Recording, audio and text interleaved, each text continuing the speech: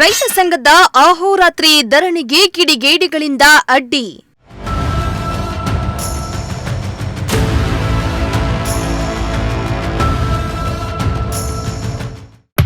ರೈತ ಸಂಘದ ಬ್ಯಾನರ್ ಹಾಗೂ ಗುಡಾರಕ್ಕೆ ಬೆಂಕಿ ಇಟ್ಟ ದುಷ್ಕರ್ಮಿಗಳು.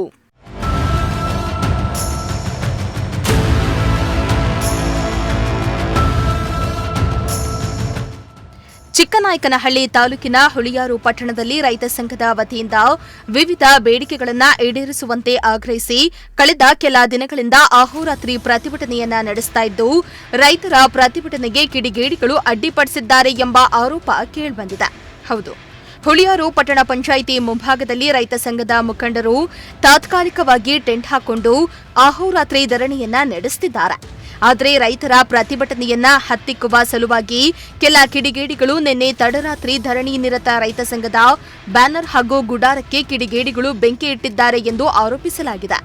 ದಿನಾಂಕ 9/10/2025 ಗುರುವಾರದಿಂದ ನೆನ್ನೆಗೆ 81 ದಿನಗಳು ತುಂಬಿ ಏಕ ವ್ಯಕ್ತಿ ಉಪವಾಸ ಸತ್ಯಾಗ್ರಹವನ್ನು ಇಂದು 15 ದಿನದಲ್ಲಿ ಸ್ಥಗಿತಗೊಳಿಸಿ ನೆನ್ನೆಗೆ ಏಕ ವ್ಯಕ್ತಿ ಉಪವಾಸಿ ಸತ್ಯಾಗ್ರಹವನ್ನು ನಡೆಸಿದ್ದು. ಅಂತಹ ಸಂದರ್ಭದಲ್ಲೇ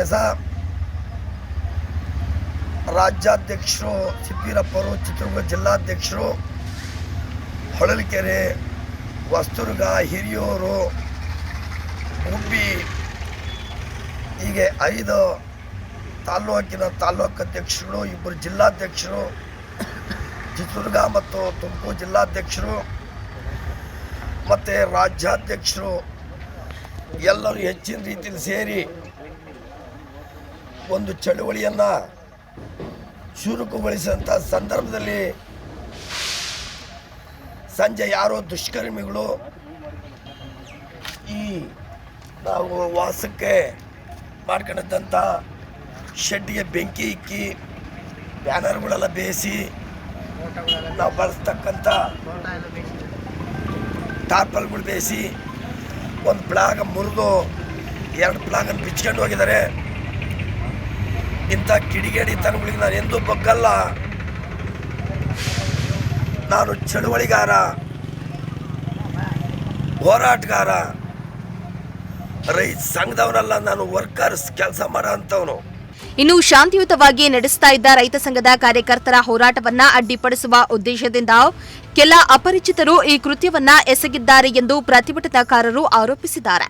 ಇನ್ನು ಧರಣಿ ಸ್ಥಳದಲ್ಲಿದ್ದ ಬ್ಯಾನರ್ಗಳನ್ನ ಕಿತ್ತಾಕಿ ಗುಡಾರವನ್ನ ಹಾನಿಗೊಳಪಡಿಸಿರುವುದರಿಂದ ಸ್ಥಳದಲ್ಲಿ ಕೆಲಕಾಲ ಗೊಂದಲದ ವಾತಾವರಣ ನಿರ್ಮಾಣ ಆಗಿತ್ತು.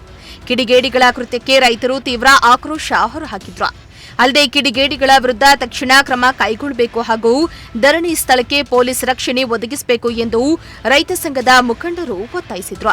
ಪದೇ ಪದೇ ಕೆಣಕಿ ನನಗೆ ಎಲ್ಲಿಂದಲೋ ಬಂದು ಚಳುವಳಿ ಕೂತಾರೆ, ಉಳಿಯಾರಲ್ಲ ಅನ್ನತಕ್ಕಂಥ ಅಪವಾದಗಳಲ್ಲಿ ನೀವುಗಳು ಚುಚ್ಚುತ್ತಾ ಇದ್ದೀರಾ. ನಾನು ಪಾರಿಂದವನಲ್ಲ, ಹೊರದೇಶದವನಲ್ಲ, ಈ ದೇಶದ ತೆರಿಗೆದಾರ ಅನ್ನತಕ್ಕಂಥದ್ದನ್ನು ನೀವು ಮನಸ್ಸಲ್ಲಿ ಇಟ್ಕೋಬೇಕು.